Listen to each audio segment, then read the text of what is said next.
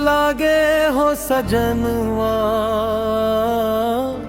रात दिन तोहरे नाम जपे दिलवा। तोहरे बिना सुना लागे जग साला,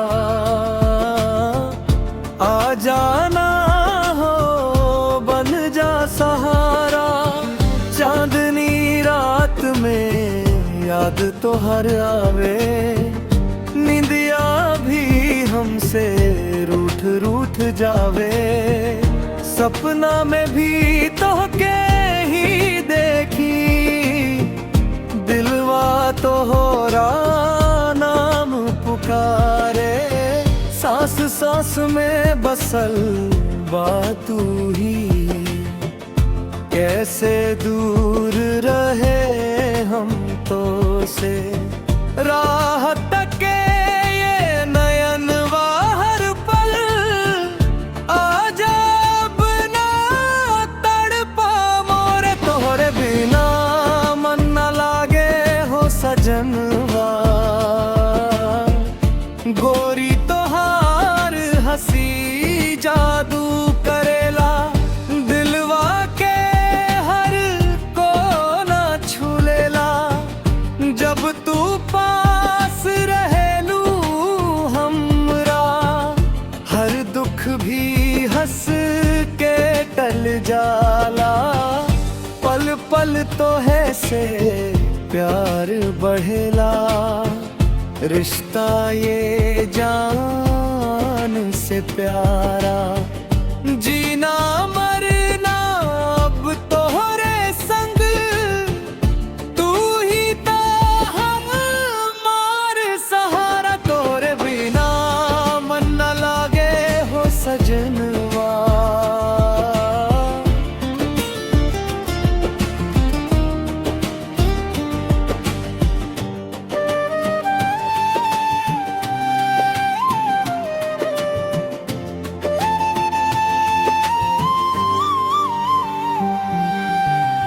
बरसात में भीग जाए साथे, हाथ पकड़ के चलब हमरा है।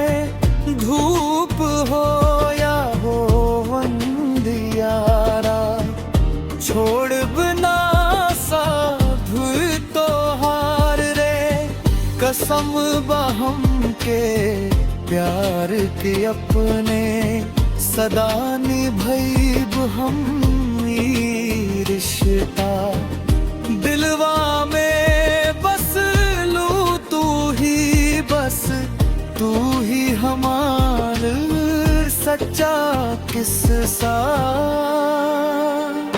तोहरे बिना मन न लागे हो सजनवा,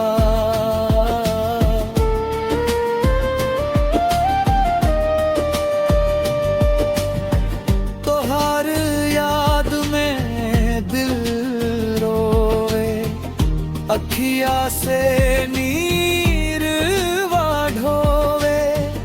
आजा अपना देर कर, साजन हमके अपना ले।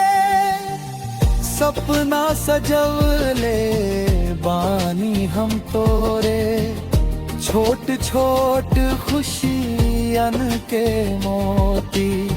तू साथ रहे तो दुनिया अपनी, न चाही हमके और कुछ भी।